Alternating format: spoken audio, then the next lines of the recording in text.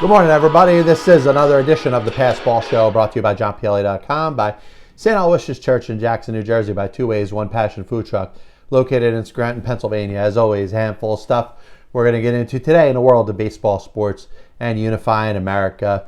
I was thinking about the possibility of Julio Jones getting traded, and if you kind of heard a little story about Shannon Sharpe calling him up, I'm going to throw a little more detail into what I want to talk about a little bit later. Thinking about Brandon Jacobs, probably working out hard since he's been retired from the National Football League. Here's Tim Tebow making a comeback and decides that he wants to play. I'm going to rank the legitimacy in that comeback. But I'm going to start out by talking about another of the patented points here on the PBS, one of the things that we always get into. And I think it's safe to say that there is a little more of an opportunity that a professional athlete or even a coach in some examples gets when it comes to the ability to do their job. There's so few top athletes that play particular sports, and there's so few coaches that have the reputation or the background to be able to continue to do so, or in other words, have the same type of demand available year upon year. And it's not the easiest thing to do, to say, hey, we're going to go out there and replace this player with another player. In some cases, the experience of the player, the talent of the player kind of stands out, and you wonder and you understand why some players get a little more, or end up getting more liberties when it comes to mistakes they make both on and off the field.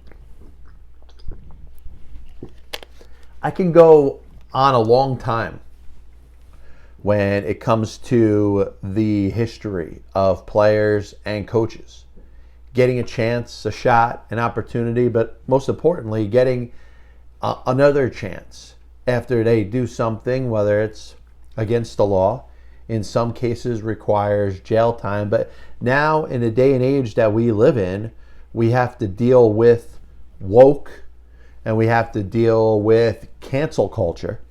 So those are things that really have more power than that of the court of law.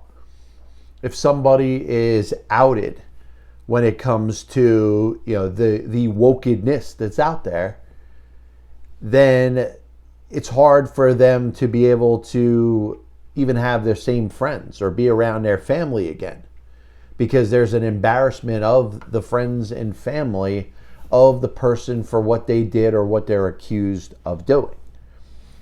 Now, like I said, we're not talking about going up in front of a judge, having a jury, and pleading your innocence, and in the end, you may be found guilty. This is something that you're accused of, something that somebody calls you out for doing or being, and a stigma that will, in many cases, stick with that individual for the rest of their life. Now, some of the examples I'm going to make are actual criminal charges and convictions that people have been up against. The most recent, Major League Baseball continued its investigation on former MLB pitching coach and former Mets manager Mickey Callaway in regards to lewd conduct, certain examples of different things that he was saying and doing when it came to women, whether they were reporters or females associated with the game of baseball. And when this thing first kind of came to a head, I wanted to treat Mickey Callaway as if he was any person that was accused of a crime. Now, in these cases, there was no criminal charges ever filed, so this doesn't even constitute a crime, but I feel or felt up to that point that he deserved the right to a fair trial, or to be innocent until he was proven guilty. And for those that insisted that Mickey Callaway should have been instantly fired once those accusations were levied and put up against him, I couldn't disagree with you anymore. They were serious. There's nothing that would say that, hey, if he did the stuff that he was accused of doing, that would not be acceptable. And if he was accused, not just accused, but convicted or proven to have done what he allegedly did, then he should lose his job. Obviously, baseball continued and finished their investigation and determined that Mickey Callaway did enough that would warrant an ineligibility or a suspension which would last over the next year and a half. So to say, hey, he is suspended for the end of the season or ineligible for the end of the season, it would be the equivalent of a season-long suspension, pretty similar to what Alex Cora got with the Boston Red Sox. He was rehired. A.J. Hinch got a year-long suspension as the manager of the Houston Astros. Both were fired. Cora was rehired. Hinch was hired by the Detroit Tigers. So you would think, all right, then maybe that's on the same level as what those managers were up against. The fact that MLB tacked on another year, though, and said that he's going to be ineligible till the end of 2022, has to make it seem like there was something real legitimate there. That they had something in regards to emails and text messages to a point where Mickey Callaway not only acted inappropriately, but did something that was harassing in nature, or something that could have been considered assaulting or threatening. Now, I don't think baseball's got to release this report. So if you're the Athletic trying to make a name for yourself, like the online newspaper tries to do, don't go digging into the files of Major League Baseball and see exactly what they have against this guy. Because what can be determined by what happened was there was enough that we could all agree that he did something that was wrong. Was it reprehensible? Maybe. But it was something that was not expected for somebody in the position of authority that he had when he was a pitching coach for the Indians, when he was a manager for the Mets, and the Angels did the right thing by firing him right away. So what I want to get into here is what would, and I'm going to use Mickey Callaway as an example, what would constitute the grounds to where a person should not be allowed any sort of employment again. If it was determined that what Mr. Callaway did was that vulgar, reprehensible, then he would essentially be banned for life. He would not have an opportunity to work in Major League Baseball again. Now, former Braves general manager John Coppolella, through manipulation of the international free agent signing market, was banned for baseball for life for what he did. John Coppolella he may be able to apply for reinstatement at some point, but is not allowed to associate himself or work in the game of baseball. Pete Rose, for gambling, as the conduct was detrimental to baseball, is banned for life. Pete Rose can't get a job as a manager or work in a team's front office. Now, Mickey Callaway, at some point, will probably be reinstated by Major League Baseball. And in the woke cancel culture type of society that we live in, he may not be in a position to get a job again. And I've made very many examples. The Plaxico Burress example. He didn't do anything heinous. He carried a gun with him into a club. It accidentally went off and he hurt himself. But you know what? It could have gone off and inadvertently shot somebody else. Somebody could have lost their life because of Plaxico Burress's decision to bring a gun into a New York City club. Now, he ended up having to serve time in prison for that. Once he was released, he was reinstated and ended up playing in the National Football League again. Now, Michael Vick. Michael Vick did something that I consider and many consider to be extremely heinous.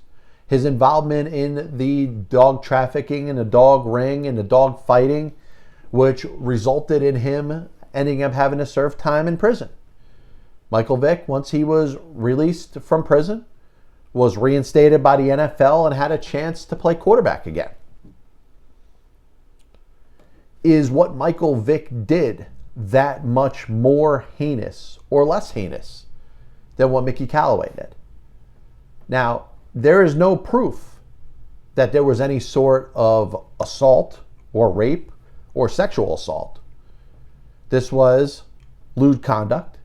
It may have results of pictures. Maybe there's a dick pic or something, which is not acceptable. And there's no way I'm ever going to be in a position to tell you that it is acceptable type of behavior. But does that constitute a lifetime ban? Should Mickey Callaway never work in Major League Baseball again? And to add this a little further, now former Mets general manager Jared Porter is going to have a hard time getting a job in Major League Baseball. Now, he was not charged with anything. He did not serve any time in prison and is not on Major League Baseball's ineligible list. But there's 30 teams in Major League Baseball that all understand that it would be in bad taste to hire Jared Porter right now. I suggested a couple weeks ago, he may be a great hire for the Colorado Rockies, a team that really needs a good baseball mind and probably couldn't get any worse publicity than it has right now from its previous general manager, its previous general manager's relationship with the owner, relationship with star player Nolan Arenado, and the way that whole thing was handled, him being traded to the St. Louis Cardinals with the Rockies agreeing to pay Nolan Arenado $50 million to not play for them anymore. But thinking about it, you think of certain things that people end up having a lifetime ban for when it's not officially put that way. Like I said, John Coppolella, former general manager of the Atlanta Braves, was banned for life for Major League Baseball. He would have to, if he's ever going to be reinstated, he'd have to apply for such reinstatement. And at some point, Major League Baseball, if they chose to, would reinstate him, and then he would be eligible to work again. Would anybody hire him? I don't know. If Pete Rose was reinstated, I'd be shocked if the Reds didn't hire him in some sort of capacity. Add another 10 years to it, a 90-year-old Pete Rose, the Reds would hire him. So there was if you go back into your baseball history, and the year was, I believe, 2001, and I'm going to look it up to make sure that I'm 100% accurate with this. The Toronto Blue Jays had a manager by the name of Tim Johnson, and it's actually a couple of years before that. He managed the Toronto Blue Jays in 1998. Johnson was a former Major League player. I believe he was an infielder, and let me just confirm, yes, he was a middle infielder and a third baseman. He was hired to be the manager of the Toronto Blue Jays for the 1998 season. Now, he replaced, if I'm not mistaken, Cito Gaston. Cito Gaston walked away after leading the team to back-to-back World Series championships in 1992 and 1993. And the decision was made to hire Tim Johnson, who had a very good track record in the minor leagues, as their manager. And he ended up, the team performed well. After winning 76 games in 1997, the Blue Jays won 88 games in 1998. Now, it turns out that during Tim Johnson's interview process, he was asked specifically about his role or his time in the U.S. military. And he fabricated it a little bit.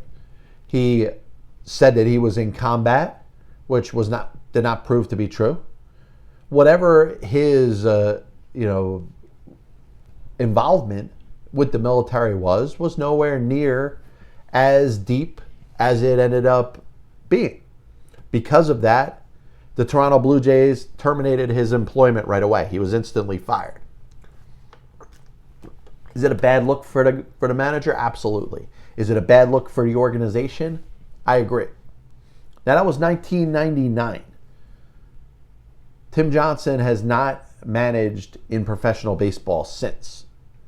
Now, are you going to tell me that lying about your career in the military is worse than harassing and possibly sexually harassing women while holding a prestigious position of power? And the answer to that is absolutely no. I'm sorry. You could be as pro-military as you ever want to be. You could be the biggest person that says, hey, the military, I look at it like my God. But you can't tell me that lying or fabricating a story about your career in the military is worse than sexual harassment or sexual assault or sending a friggin' picture of your penis through a camera roll. There's a difference. Unfortunately, woke society today, along with cancel culture, will make you think that they're one and the same. Baseball has dealt with its own cancel culture for a long time. Going back to the days, if you remember 1947, the season's about to start. Jackie Robinson's getting set to make his Major League debut. And Commissioner Happy Chandler makes the decision to suspend Brooklyn Dodgers manager Leo Durocher for the 1947 season. Now, it was a combination of two things. I believe, truthfully, that it had more to do with Durocher's association with gambling. That being said, I've had many that have told me it was more about Durocher's extramarital affair or affairs. Of course, he ends up marrying actress Lorraine Day. He cheated on his wife. He had multiple infidelities. Baseball and its commissioner, Happy Chandler, determined that was conduct detrimental to the sport. And Leo Durocher was suspended for the 1947 season. And by the way, if you think that was the only penalty that Durocher had to face, there was a severe falling out between Durocher and then Brooklyn Dodgers president and general manager Branch Rickey. Branch Rickey was a very much a churchgoer, a believer in God, a believer in morals. And Durocher's conduct, even though in the day and age we live in now may not be considered so bad, getting divorced, having an extramarital affair, this actually severed his relationship with the Brooklyn Dodgers and Branch Rickey. So weigh that against Mickey Callaway, perhaps sexually harassing some female reporters, maybe grabbing his crotch during an interview, maybe making some inappropriate comments, making some, unwanted sexual advances. To me, I think it comes down to the person and their impact on the sport. Like I said, the Michael Vick example. Michael Vick did something that I think is worse than sexual harassment. He was responsible for the murder of dogs, many dogs, killed in inhumane ways. And as much as sexual harassment should not be tolerated, it's not as serious as somebody that's out there murdering dogs. And Michael Vick got another chance. And I'm to say that somebody should deserve another chance. Now, they have to be contrite about it. Mark McGwire kind of got the cold shoulder from Major League Baseball, but then he did that interview on, with Diane Sawyer, where he was crying. He talked about his use of steroids and the fact that that's something that he did and was about. And then not too long after that, he was hired by the St. Louis Cardinals as a coach under Tony La Russa. And he ended up going to the Padres and the Dodgers, and he had himself a decent coaching career until he stepped away on his own volition a couple of years ago. I believe in second chances. I believe if somebody has done something, even in some cases that stuff that should not be tolerated, stuff that involves jail time, I believe that person should, in the right circumstances, be given an opportunity to work again. I don't think Jared Porter should be banned from the workforce. I think at some point, assuming that he is contrite and he is remorseful for what he did, he should be awarded another opportunity to work in Major League Baseball. Mickey Callaway was a good pitching coach for the Cleveland Indians. You could question whether he was or was not a good manager for the New York Mets. I mean, that team in that second year won 86 games. That doesn't just happen by luck. Should he be a manager again in Major League Baseball? Probably not. But to say that he should be banned from coaching, I think is a little bit far.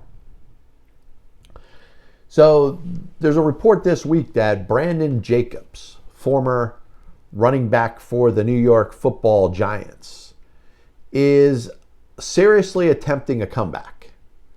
And my first thought was that this was a little bit of a joke, that maybe this wasn't true. Because I tried to remember, I'm like, when was the last time that Brandon Jacobs played? And it was 2013 at the age of 31. So 8 years have gone by. It's 2021. He's 39 years old. Players in the National Football League don't play until they're 39 years old.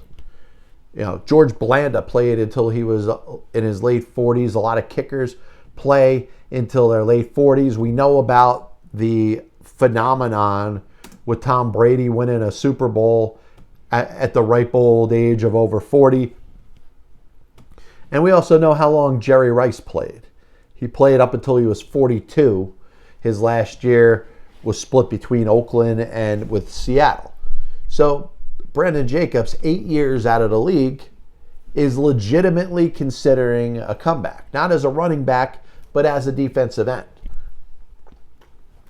Kind of brings me back to a conversation we had last week talking about Tim Tebow. The National Football League is not going to give you any sort of gifts. In other words, because you're Tim Tebow or because you're Brandon Jacobs, let's say he's beloved enough that somebody would want to give him an opportunity to go on a football field again. You know, the whole Rudy Rudiger thing. The NFL, with their 53 players and the roster restrictions as they're set up, can ill afford to carry a player that can't carry his own weight.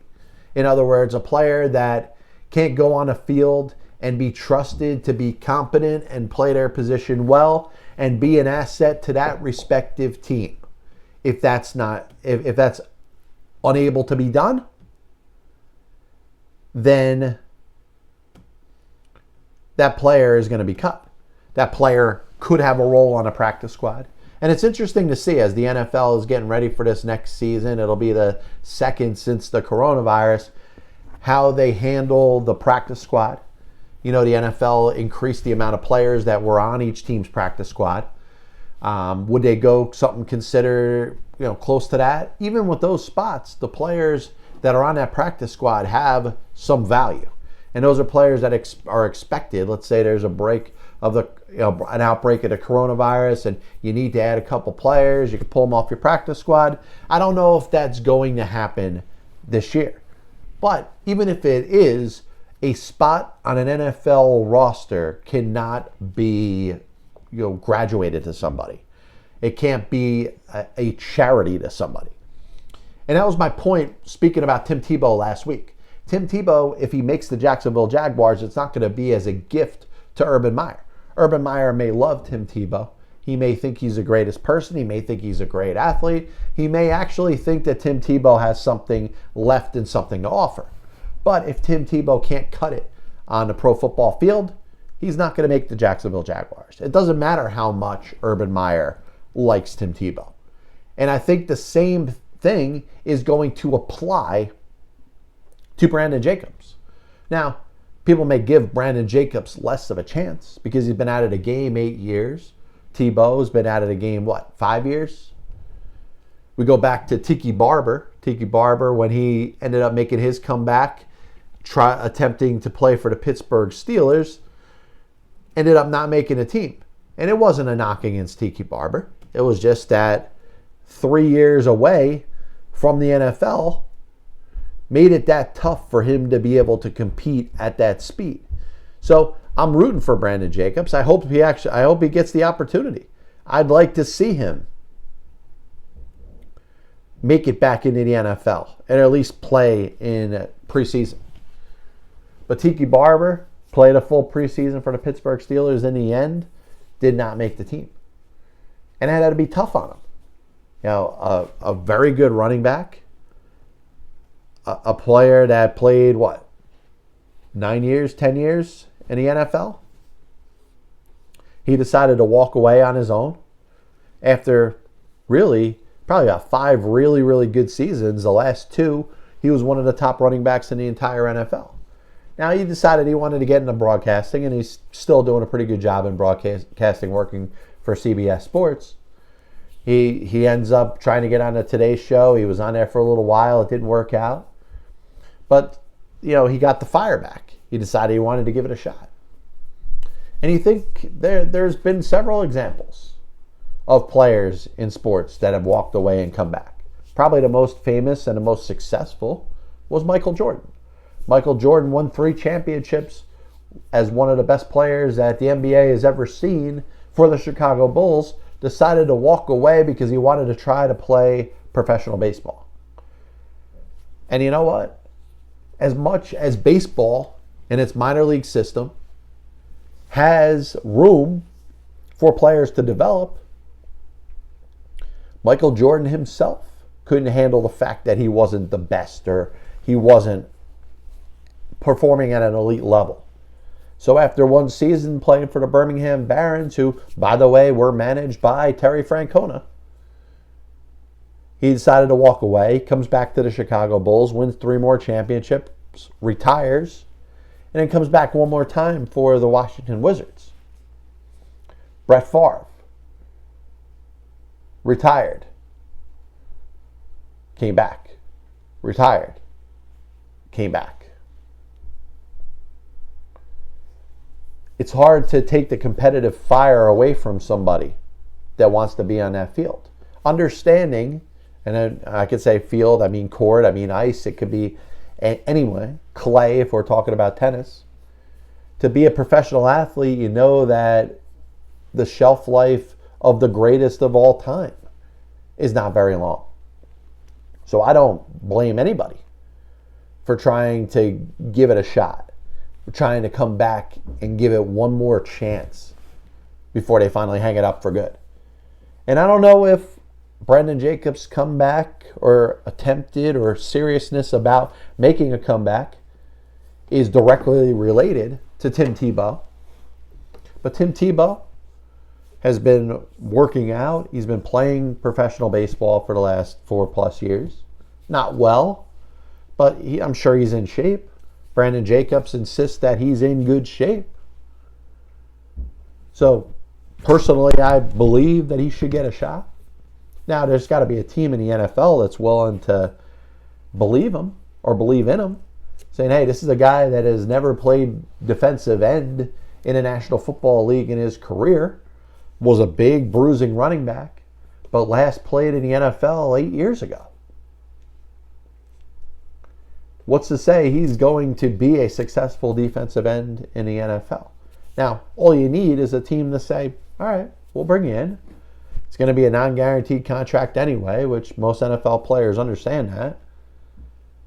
And all Brandon Jacobs reportedly is looking for is an opportunity to play pro football.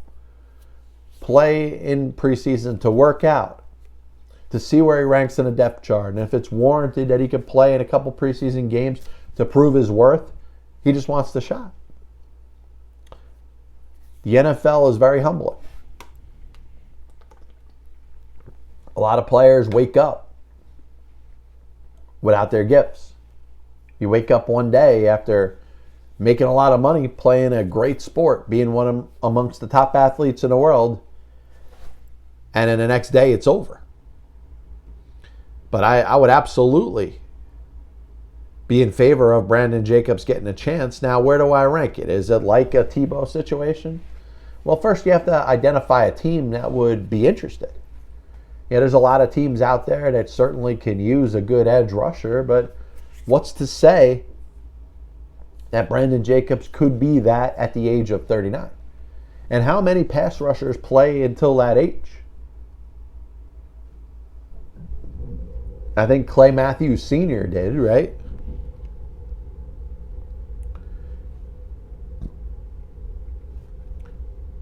When it comes to the NFL, the shelf life usually kind of dies somewhere in the early to mid 30s. And Clay Matthews did play until he was 40. He played with the Atlanta Falcons in 1996.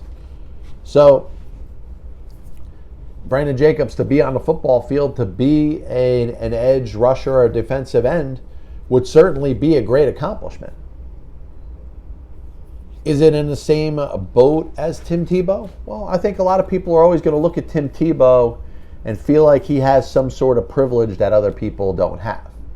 And I don't know if it's the fact that Tim Tebow is white.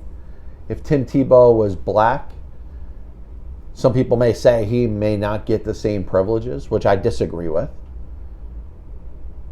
But Tim Tebow has been an athlete this whole time, is in his early 30s, tried to play baseball. I think should get a chance. He shouldn't be guaranteed a roster spot. He shouldn't be grandfather given any sort of special treatment. But the NFL, we know, is extremely humbling. If a player cannot play, they will be cut. It doesn't matter whether they went to the University of Florida. It doesn't matter if they won a Heisman Trophy. It doesn't matter if they played professional baseball. It doesn't matter if they're considered the nicest person in the world and got a absolute, undefined, and undisputable relationship with the Lord and Savior Jesus Christ. If you could play on a gridiron, you're going to continue to have a professional football career. If not, you're getting cut. If you're Tiki Barber, you're getting cut. If you're Tim Tebow, you're getting cut. Tim Tebow was cut by the Philadelphia Eagles, which kind of led to his decision to try to play professional baseball. He gave it a shot. The 2020 season with the coronavirus pandemic and no minor league baseball, I think was a major roadblock for Tim Tebow. He was going to get another chance to play spring training with the Mets, and he decided he wanted to walk away. So last thing I was going to talk about, Julio Jones ends up being called during a live broadcast by Shannon Sharpe. And Shannon Sharpe has been known at times to say silly things.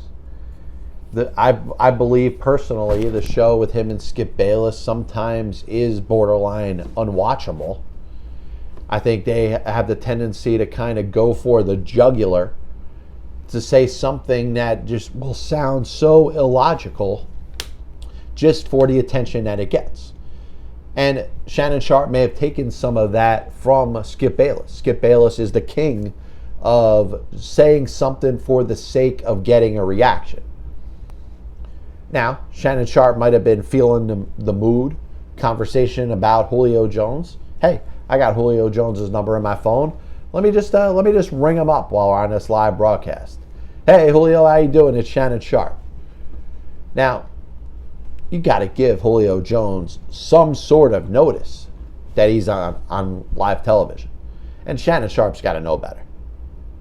For a person that now considers himself a professional talk show host, that's not the way to be.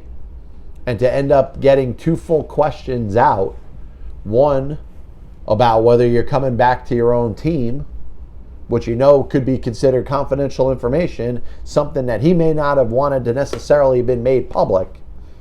And then how do you feel about playing for the Dallas Cowboys? Yeah, I think you'd want to know that you're live and on air. And Julio Jones, well, he's got to know that Shannon Sharpe hosts the talk show, but I don't blame him. He feels what he feels. And maybe he looks at Shannon Sharpe as a confident, a person that he believes enough in that he could speak up and say what he wants or how he feels. And it ends up not working out well. Julio Jones makes these comments. They're on the record. He declares he is out in Atlanta. I'm sure at some point the new general manager with the Falcons and maybe the coach have reached out and spoken and had some sort of conversation with Julio Jones.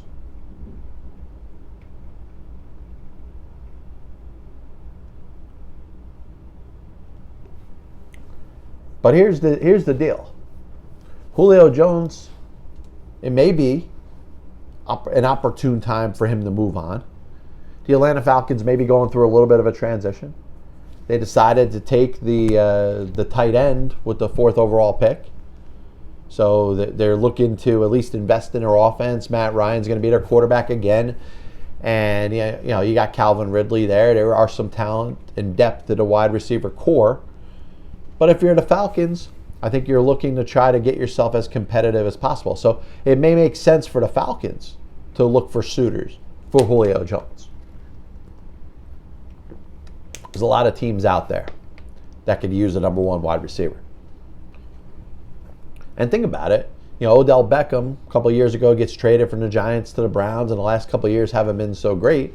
Jarvis Landry's done better. There's other receivers that would probably be looked at as higher up the depth chart for Baker Mayfield than Odell Beckham.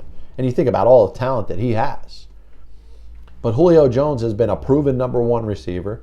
Obviously, if you like fantasy football, he's usually the first, if not the first, usually one of the top 2 or 3 receivers taken overall in every fantasy football draft. How many teams are a number 1 receiver away from making a serious run this year? I think of my team, I think of the Tennessee Titans, and I think that would be an excellent fit. Imagine him on one side, A.J. Brown on the other side. Corey Davis left to join the New York Football Jets. Ryan Tannehill handing the ball off to Derrick Henry, but he's got Julio Jones. That would make the Titans a little bit better. You think of the Denver Broncos. They got a couple young receivers that they took last year. The Los Angeles Chargers. But think about Stephon Diggs last year. He was traded, of course, from the Minnesota Vikings to the Buffalo Bills. And the Vikings ended up getting their Bills' first round pick and ended up taking Justin Jefferson out of LSU, who ends up becoming their number 1 wide receiver. And Stephon Diggs goes to Buffalo, gels with Josh Allen, and that Buffalo Bills team was one of the best teams in the NFL last year. Certainly one of the top 2 teams in the AFC. So you think of Julio Jones and a guy who's Canton bound. He's on his way to the Pro Football Hall of Fame once his career is over. He's been one of the best wide receivers of this generation. And you got to look at a couple different spots. I mean, the San Francisco 49ers. Whether it's Jimmy G, whether it's Trey Lance, whoever's quarterbacking that team next year, to have Julio Jones as a number 1 wide receiver. About the 49ers and their very good defense, their good all-around team. I don't think they have a star, absolute, unequivocal number 1. Brandon Ayuk looked good last year. But it's very interesting to look at when it comes to Julio Jones. Now, this is the Passball Show brought to you by JohnPielli.com. And as always, I want to thank everybody for tuning in. A little bit of a recap today. We spoke a little bit about a common theme of this show, which is the criteria for giving an athlete, a coach, a second chance. And there's not a lot when it comes to it. There's certainly preferential treatment. Like I said, I used the Michael Vick example. Not to say that he didn't deserve a second chance, but what he ended up doing and had to serve time for is a lot more heinous than a Major League Baseball general manager taking a picture of his genitalia and sending it to a female. and sending that female 62 unsolicited text messages. I think Jared Porter should get another opportunity in Major League Baseball somehow. Assuming he's contrite, assuming he feels bad, assuming that he will never, or promises to never put himself in a position like that again. Insist that that's not him. Because I think Michael Vick did the same thing. He said, listen, he made some mistakes, but that's not indicative of the type of person that he is. He learned from his mistakes. He's going to be a better person.